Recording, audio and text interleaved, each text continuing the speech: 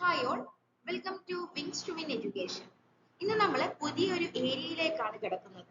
അതായത് Kerala PSC prepare ചെയ്യുന്ന വിദ്യാർത്ഥികൾക്കായിട്ടുള്ള ഒരു വീഡിയോയാണ് ഇന്ന് നമ്മൾ ചെയ്യാനായിട്ട് ആഗ്രഹിക്കുന്നത്. നമുക്കറിയാം കേരള PSC വളരെയധികം മാറിക്കൊണ്ടിരിക്കുന്ന ഒരു ഘട്ടത്തിലൂടെയാണ് കടന്നു പോകുന്നത്.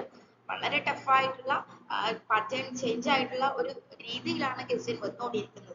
അതുകൊണ്ട് തന്നെ മുമ്പത്തെ പോലെ അല്ല, ഫാക്ട് ബേസ്ഡ് ആയിട്ടുള്ള സ്റ്റഡിയൊക്കെ നമ്മൾ ദൂരെ കളയേണ്ട സമയം അതിക്രമിച്ചിരിക്കുന്നു. നമ്മൾ ഏതൊരു കാര്യം പഠിക്കുമ്പോഴും അതിനെ വളരെ ഡീറ്റെയിൽഡ് ആയിട്ട് ഇറങ്ങിയിട്ട് വേണം പഠിക്കാൻ. എങ്കിലും നമുക്ക് നമ്മുടെ ലക്ഷ്യസ്ഥാനത്തേക്ക് എത്തിച്ചേരാനായിട്ട് സാധിക്കത്തുള്ളൂ. കാരണം നമ്മുടെ മുന്നിലുള്ളവര്, നമ്മുടെ കോമ്പറ്റീറ്റേഴ്സ് എന്ന് പറയുന്നത് വളരെ വലുതാണ്. അവരുടെ ഒരു കപ്പാസിറ്റി എന്ന് പറയുന്നത് നമ്മൾക്കൊന്നും അളക്കാൻ പറ്റാത്തതിനും അപ്പുറമാണ്. ഒരു എക്സാമ്പിൾ പറഞ്ഞാൽ ഡിഗ്രി ലെവൽ ആയാലും +2 ലെവൽ ആയാലും 10th ലെവലൊക്കെ ആയാലും ഈ ഒരു PSC എഴുതാൻ പോകുന്ന കുട്ടികൾ എന്ന് പറയുന്നത് UPSCക്ക് പ്രിപ്പയർ ചെയ്തുകൊണ്ടിരിക്കുന്നവരും പ്രിപ്പറേഷൻ അവസാനിച്ചവരൊക്കെയാണ്. അതുകൊണ്ട് തന്നെ അവരുടെ ലെവൽ നമ്മൾക്ക് ഊഹിക്കാൻ പറ്റും അല്ലെ. നമ്മൾ ഏതൊരു കാര്യത്തെ കുറിച്ചും വളരെ ഡീപ്പായിട്ടുള്ള ഒരു സ്റ്റഡി നടത്തേണ്ട ആവശ്യമുണ്ട്. നമ്മൾ ഇന്ന് ഇന്ത്യൻ ഹിസ്റ്ററിയുടെ ഒരു പാർട്ടിലേക്കാണ് പ്രവേശിക്കാനായിട്ട് പോകുന്നത്. ഇന്ത്യൻ ഹിസ്റ്ററി നമ്മൾ റെഫർ ചെയ്യുന്നത് നമ്മുടെ സുബ്രഹ്മണ്യൻ റെഡ്ഡിയുടെ ബുക്കാണ്. സുബ്രഹ്മണ്യൻ റെഡ്ഡിയുടെ social and cultural awakening in India എന്ന് പറയുന്ന വളരെ ഡീറ്റെയിൽഡ് ആയിട്ടുള്ള ഒരു ബുക്കാണ്. ആ ബുക്കിൽ നിന്നുമാണ് ഞാൻ നിങ്ങൾക്ക് ഹിസ്റ്ററി പഠിപ്പിക്കാനായിട്ട് പോകുന്നത്. സോ നിങ്ങൾക്ക് ഉപകാരപ്രദമാവുകയാണ് എന്നുണ്ടെങ്കിൽ എന്ത് ചെയ്യുക, ഈ ഒരു ചാനൽ ഒന്ന് സബ്സ്ക്രൈബ് ചെയ്യുക, ലൈക്ക് ചെയ്യുക, നിങ്ങളുടെ കമന്റ്സ് ഈ ഒരു കമന്റ് സെക്ഷനിൽ അറിയിക്കുക. എങ്കിൽ നമുക്ക് എന്ത് ചെയ്യാം, കൂടുതൽ കാര്യങ്ങൾ, കൂടുതൽ ഡീറ്റെയിൽസിലേക്ക് നമുക്ക് വീണ്ടും വീണ്ടും വളരെ പെട്ടെന്ന് തന്നെ കിടക്കാം. ഓക്കെ, നമുക്ക് സ്റ്റാർട്ട് ചെയ്യാം.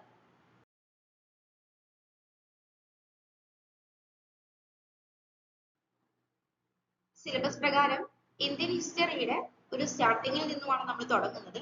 ഇന്ത്യൻ ഹിസ്റ്ററി സിലബസിൽ നമുക്ക് കൊടുത്തിട്ടുള്ളത് ഡിഗ്രി ലെവലിനെ ഉദ്ദേശിച്ചിട്ടാണ് നമ്മൾ ക്ലാസ് എടുക്കുന്നത്. +2 ലെവൽ വേണമെങ്കിലും 10th ലെവൽ വേണം എന്നുണ്ടെങ്കിൽ അവർക്കൊക്കെ എന്ത് ചെയ്യാം, ഈ ഒരു വീഡിയോ ഉപകാരപ്പെടുത്താം. അപ്പൊ നമ്മൾ മുകളിൽ നിന്നാണ് തുടങ്ങുന്നത്. അതുകൊണ്ട് തന്നെ നമുക്ക് ഫസ്റ്റ് സിലബസിൽ ഇന്ത്യൻ ഹിസ്റ്ററിയുടെ ഫസ്റ്റ് എന്ന് പറയുന്നത് നമ്മുടെ മെഡീവൽ ഇന്ത്യൻ ഹിസ്റ്ററിയാണ് അല്ലെ. അപ്പൊ മെഡീവൽ ഇന്ത്യ സമയത്ത് അതിന്റെ ഒരു സ്റ്റാർട്ടിങ്ങിലേക്ക് നമുക്ക് പോകാം.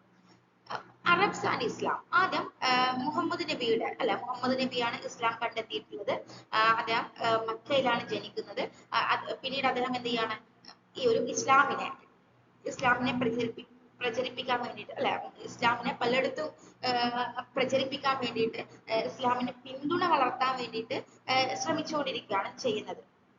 ഓക്കെ, അങ്ങനെ കൂടുതൽ രാജ്യങ്ങളിലേക്കും കൂടുതൽ റിലീജിയൻസിലേക്കും ഒക്കെ എന്ത് ചെയ്യാണ്, ഇസ്ലാം വളർത്തിക്കൊണ്ട് വരുന്ന ഒരു കാലഘട്ടമാണ്. ദെൻ മുഹമ്മദ് നബിയുടെ കാലശേഷം പിന്നീട് വന്ന ഖലീഫമാരാണ്.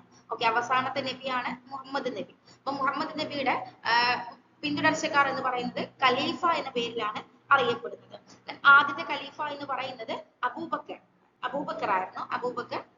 മുഹമ്മദ് നബിയുടെ ഫാദർ ഇൻ ലോ ആണ് അബൂബക്കർ എന്ന് പറയുന്നത്. അബൂബക്കറാണ് ഫസ്റ്റ് ഖലീഫ. ദെൻ സെക്കൻഡ് ഖലീഫ എന്ന് പറയുന്നത് ഉമറാണ്. ഓക്കെ, ഉമറിന്റെ കാലഘട്ടത്തിൽ നടന്നിട്ടുള്ള ഒരു പ്രത്യേകത എന്ന് പറയുന്നത്, ഈ ഖലീഫമാരുടെ ഹെഡ് ക്വാർട്ടേഴ്സ് എങ്ങോട്ട് മാറുന്നു, ഡമസ്കസിലേക്ക് മാറുന്നത് ഉമറിന്റെ കാലഘട്ടത്താണ്. ദെൻ ഇവര് ഖലീഫമാർ എന്ത് ചെയ്യാണ്, മുഹമ്മദൻ എംപയറെ ലോകത്താകമാനം പരത്താൻ വേണ്ടിയിട്ട് ശ്രമിച്ചുകൊണ്ടിരിക്കുകയാണ്. അങ്ങനെ കൂടുതൽ രാജ്യങ്ങളെ കീഴടക്കിക്കൊണ്ട് എന്ത് ചെയ്യുന്നു, ഇസ്ലാം മതം പ്രചരിപ്പിച്ചിട്ട് പല രാജ്യങ്ങളെയും പല റീജിയൻസിനെയും കീഴടക്കാനായിട്ടാണ് പിന്നീട് ഖലീഫമാർ ശ്രമിക്കുന്നത്. അങ്ങനെ ഉമറിന്റെ കാലഘട്ടത്താണ് നമ്മുടെ സിന്ധ് കയ്യേറുന്നത് അല്ലെ. നമ്മുടെ ചരിത്രത്തിൽ വളരെയേറെ പ്രാധാന്യമുണ്ട് സിന്ധ് കോൺകറിങ്ങിന്. അപ്പൊ സിന്ധ് കോൺകറിങ്ങിന്റെ ഒരു സ്റ്റാർട്ടിങ്ങിന് വേണ്ടിയിട്ടാണ് ഇത് പറഞ്ഞു വെച്ചിട്ടുള്ളത്. നമ്മളെ സംബന്ധിച്ച് സിന്ധ് എന്ന് പറയുന്നത് ഇന്ത്യയുടെ വളരെ പ്രധാനപ്പെട്ട ഒരു ഭാഗമാണ് അല്ലെ.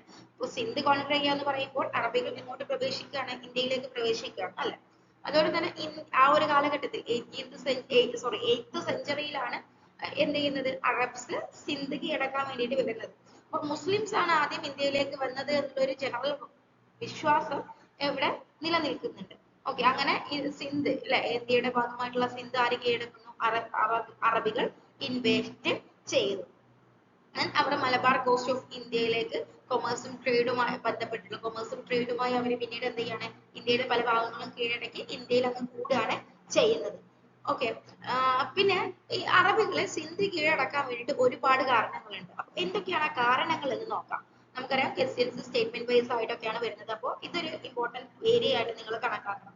ഇത്രയും പറഞ്ഞതൊക്കെ ജസ്റ്റ് ഒരു സ്റ്റാർട്ടിങ്ങിലേക്കാണ് നമ്മൾ എത്തിക്കൊണ്ടിരിക്കുന്നത്. അപ്പം എന്തുകൊണ്ടാണ് അറബികൾ ആദ്യം സിന്ധ് കീഴടക്കാനായിട്ട് ഉദ്ദേശിച്ചത് എന്നതിനുള്ള ചില റീസൺസ് ആണ് നമ്മൾ ഇവിടെ നിരത്തുന്നത്. First one is to spread Islam was the primary goal. The propagation of Islam by force had been the aim of all the caliphs. The attack on Sindh was also a part of that policy. അവര് ഏതൊക്കെ easy ആയിട്ട് പറ്റുന്നിടത്തോളം കീഴടക്കി പോരുകയായിരുന്നു. അങ്ങനെയാണ് അവരുടെ ഒരു കൈത്തുമ്പിലേക്ക് ആരെത്തുന്നത്, സിന്ധ് എത്തുന്നത്. അങ്ങനെ സിന്ധ് എത്തിയ സമയത്ത് എന്താണ് അവര് ഖലീഫമാരുടെ പ്രൈമറി ഗോൾ, പ്രൈമറി ലക്ഷ്യം എന്ന് പറയുന്നത് എന്താണ്, എന്ത് കീഴടക്കുക എന്നുള്ളതാണ്.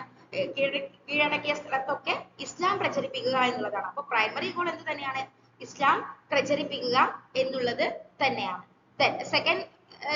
സെക്കൻഡ്ലി എന്താണ് അവരുടെ ലക്ഷ്യം എന്ന് പറയുന്നത്, ഖലീഫാസ് were not only the heads of the Islamic faith but also heads of Islamic state. Therefore, like all power rulers, they also desired to extend their empire. Attack on Sindh was also a part of expansionist policy. Okay, അവര് എന്തൊക്കെയാണ് expand ചെയ്ത് പോവാണ് അല്ലെ, അവരുടെ areas expand ചെയ്ത് പോവാണ്. സിന്ധ് കൈയടക്കുന്നതോട് കൂടി അവർ ഇസ്ലാം പ്രചരിപ്പിക്കുകയും ഈ ഒരു അവരുടെ ഏരിയ, അവരുടെ ഒരു നാടിനെ എന്ത് ചെയ്യാൻ പറ്റും, അവർക്ക് എക്സ്പാൻഡ് ചെയ്യാനായിട്ട് സാധിക്കും എന്നുള്ളതാണ് second reason. Then third one, Arabs having trade relation with India knew that India was a rich country and land of honey and meat. Thus, fabulous wealth of India tempted the Arabs to think of the conquest of Sindh. അപ്പോൾ third one എന്ന് പറയുന്നത് അറബികളെ സംബന്ധിച്ച് ഇന്ത്യയിലേക്ക് നോക്കുമ്പോൾ India എന്ന് പറയുന്നത് ഒരു wealthy country ആയിരുന്നു. ഇന്ത്യ വെൽത്തി കൺട്രിയാണ്, വളരെയധികം സമ്പാദ്യമുള്ള, വളരെയധികം നാച്ചുറൽ റിസോഴ്സസാൽ സമ്പുഷ്ടമായിട്ടുള്ള ഒരു രാജ്യമായിരുന്നു ഇന്ത്യ. അതുകൊണ്ട് തന്നെ സിന്ധിലേക്കാണ് അവര് നോക്കിയിട്ടുള്ളത്. സിന്ധിനെ നോക്കുമ്പോൾ ഇന്ത്യയുടെ ഒരു ഏറ്റവും ഒരു ഹൃദയ ഭാഗമായിട്ട് നിൽക്കുന്നത് സിന്ധ് ആയിരുന്നു. അതുകൊണ്ട് തന്നെ സിന്ധ്, ഹണി, മിൽക്ക് പോലുള്ള ഏറ്റവും പ്രധാനപ്പെട്ടിട്ടുള്ള ഫാബുലസ് ആയിട്ടുള്ള വെൽത്ത് കുമിഞ്ഞുകൂടി കിടക്കുന്ന സിന്ധിലേക്കാണ് ആദ്യം ആര് നോട്ടമിട്ടിട്ടുള്ളത്, അറബികൾ നോട്ടമിട്ടിട്ടുള്ളത്. Then the immediate and primary cause of their attack was trade and commerce. The seaports of Sindh attacked and looted certain Arab ships, thus to check the piratical activities and safeguard the commercial interests. The Arabs invaded Sindh. എന്താണ് another cause എന്ന് പറയുന്നത്, ഇവിടെ commerce and trade നടക്കുന്നതിന് വേണ്ടിയിട്ട് എന്ത് ചെയ്യാം, സിന്ധിലൂടെ വന്നിട്ട് ഇന്ത്യയിലേക്ക് കടന്നാൽ എന്ത് ചെയ്യാൻ പറ്റും, നല്ല കൊമേഴ്സ്യൽ ഇൻട്രസ്റ്റ് ഉള്ള ഏരിയയാണ്. അതുകൊണ്ട് തന്നെ കൊമേഴ്സ്യൽ ആക്ടിവിറ്റീസിനെ, ട്രേഡിനെയും കൊമേഴ്സിനെയും ഒക്കെ പ്രൊമോട്ട് ചെയ്യുന്ന ഒരു ഏരിയയായിട്ട് സിന്ധിനെ അവർ കണക്കാക്കി. ഇതൊക്കെയാണ് സിന്ധ് എന്തുകൊണ്ടാണ് ഇന്ത്യയിൽ സിന്ധിലേക്ക് നോട്ടമിട്ടത് എന്നതിനുള്ള കാരണങ്ങൾ. ഓക്കെ, ഇപ്പൊ നമ്മൾ ഇന്ന് ചെറിയൊരു ഭാഗമാണ് ഡിസ്കസ് ചെയ്തിട്ടുള്ളത്. സുബ്രഹ്മണ്യൻ റെഡ്ഡിയുടെ ഈ ഒരു ബുക്കുമായി ആസ്പദമാക്കിയുള്ള നിങ്ങളുടെ PSC ക്ക് നിങ്ങളെ പ്രാപ്തമാക്കുന്ന രീതിയിൽ എല്ലാ പോയിന്റ്സും അടങ്ങിയിട്ടുള്ള ഒരു ബുക്കാണ് റെഡ്ഡിയുടെ ബുക്ക് എന്ന് പറയുന്നത്. അതിൽ നിന്നുള്ള തുടർച്ചയായിട്ടുള്ള ഭാഗങ്ങൾ നമ്മൾ വീണ്ടും ഡിസ്കസ് ചെയ്യുന്നതാണ്. Thank you for learning.